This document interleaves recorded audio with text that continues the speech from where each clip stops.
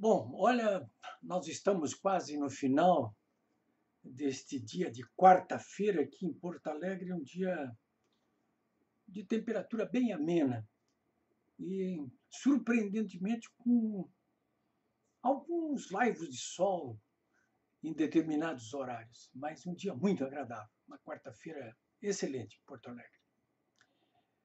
Mas o que não estava agradável hoje, certamente para os lulopetistas e para os corruptos, foi essa operação desencadeada no Rio de Janeiro, por determinação do juiz federal Marcelo Bretas, da 7ª Vara Criminal Federal do Rio de Janeiro. Marcelo Bretas, ele desencadeou a operação Esquema S. É um esquema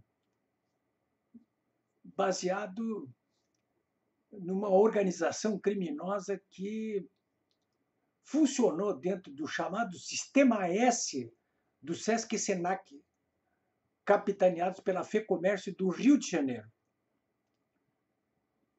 Sistema S, Senac, Sesc, capitaneados pela FEComércio do Rio de Janeiro, entre 2012 e 2018, portanto, no ano retrasado, esse esquema movimentou alguma coisa como 355 milhões de reais.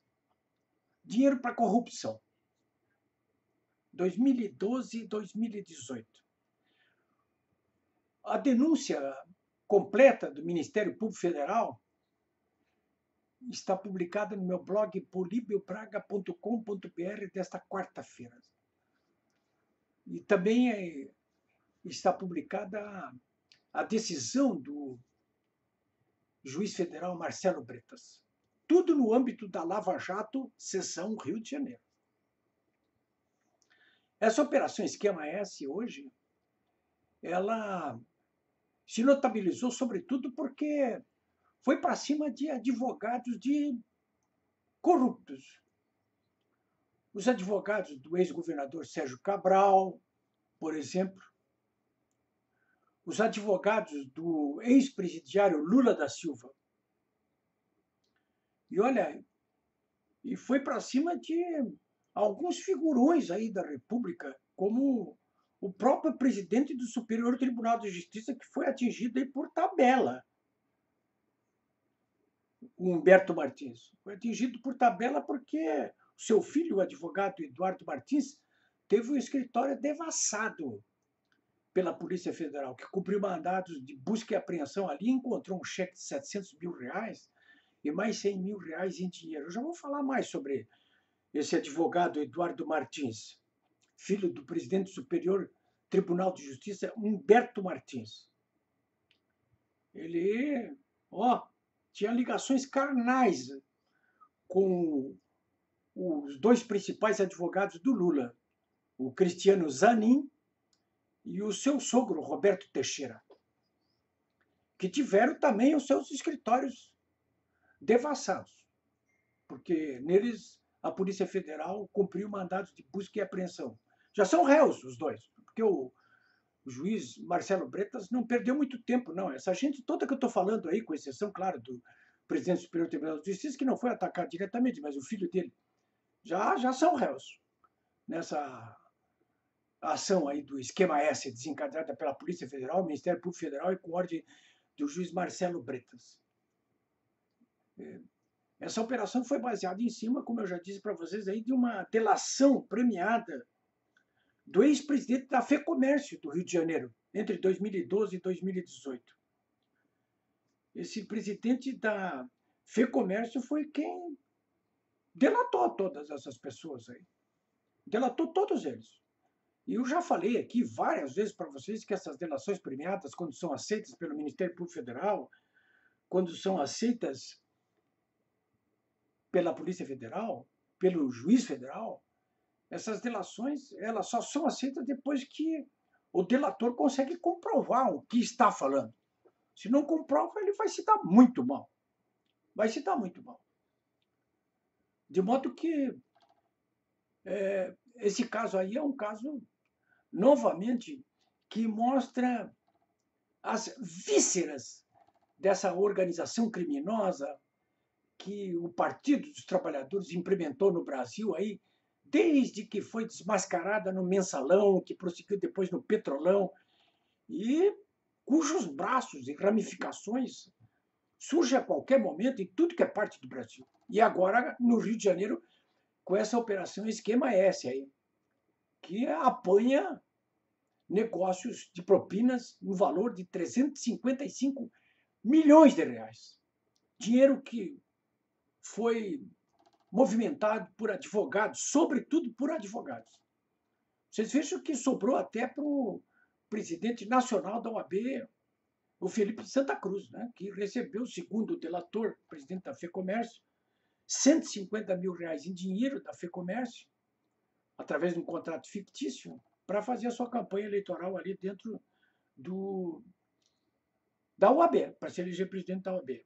Hoje até o Instituto dos Advogados do Brasil pediu que o Santa Cruz se demitisse ou se licenciasse de imediato da OAB.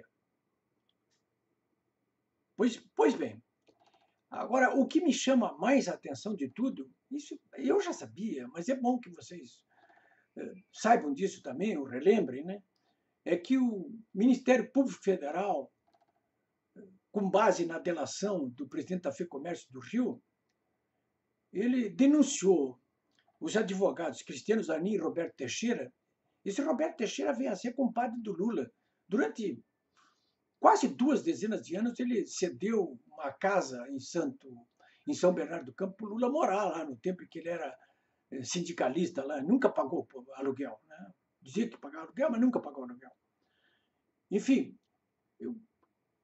esse caso desses 2 advogados, Cristiano Zanin e Roberto Teixeira, o Cristiano Zanin é genro do Roberto Teixeira, que por sua vez é compadre do Lula. E ambos são advogados do Lula. Vocês acompanharam aí o julgamento da Lava Jato de Curitiba e viram isso. Cristiano Zanin ali atuando, e atua até hoje. Né?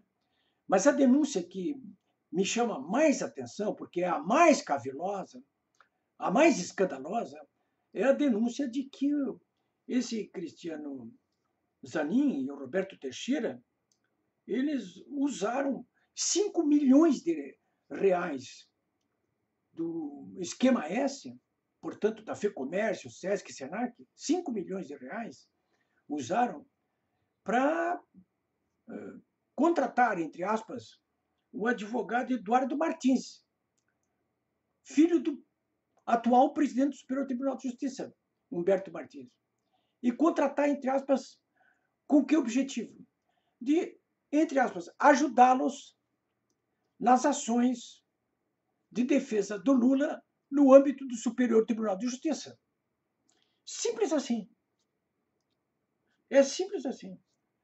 E essa denúncia está, como eu estou dizendo aqui para vocês, escrita em letra de forma nessa denúncia do Ministério Público Federal do Rio de Janeiro.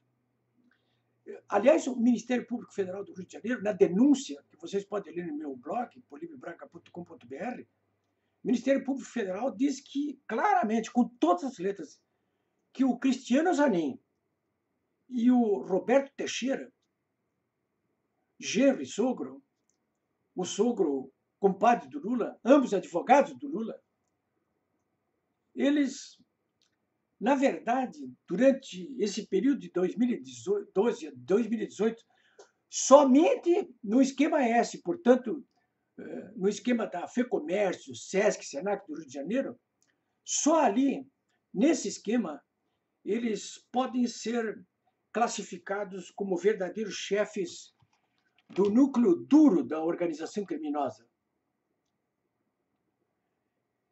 Essas são as notícias de hoje aqui. A análise que eu posso dizer para vocês é que a maioria dos jornalistas, inclusive, e políticos, hoje, durante a tarde, estão fazendo a seguinte leitura a respeito dessa portentosa operação do Esquema S desencadeada no Rio de Janeiro por ordem do juiz Marcelo Bretas. Primeiro, a de que esse esquema, cujo comando do núcleo duro coube ao Cristiano Zanin e ao seu sogro Roberto Teixeira. Aliás, os escritórios dos dois foram devassados, hein? Porque a Polícia Federal cumpriu ali mandados de busca e apreensão.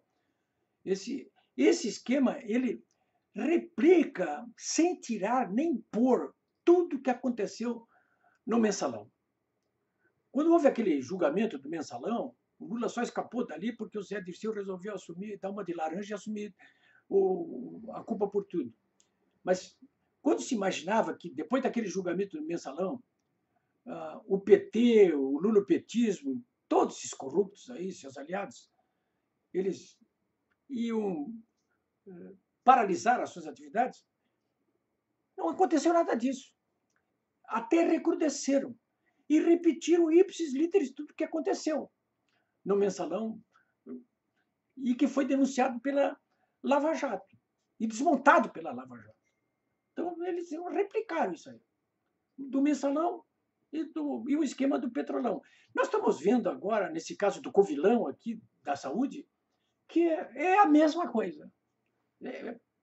Essa gente não esqueceu nada e não aprende nada. Realmente não esqueceram nada. Bom, para finalizar para vocês, na minha avaliação, o resumo da ópera hoje, pelo que vem acontecendo aí nas últimas semanas, mostra que hoje houve um contragolpe da Lava Jato. Um contragolpe por quê? Porque vocês todos estão acompanhando aí que, no âmbito do Congresso Nacional, no âmbito do Supremo Tribunal Federal, no âmbito da própria cúpula da Procuradoria-Geral da República, existe um sistema de desmonte da Lava Jato. Vocês estão vendo isso aí. Então, está me parecendo hoje que houve um contra-ataque. Poderoso, hein? Poderoso. Houve um contra-ataque. E também, por outro lado, a Lava Jato está me parecendo que não vai conseguir sobreviver aos ataques que vem sofrendo. E, pelo jeito, resolveu cair aturando. Agora, isso tudo aí, mais uma vez, reforça uma tese que não apenas eu, mas muita gente defende aqui no Brasil, de que já passou da hora de proscrever o PT como partido político.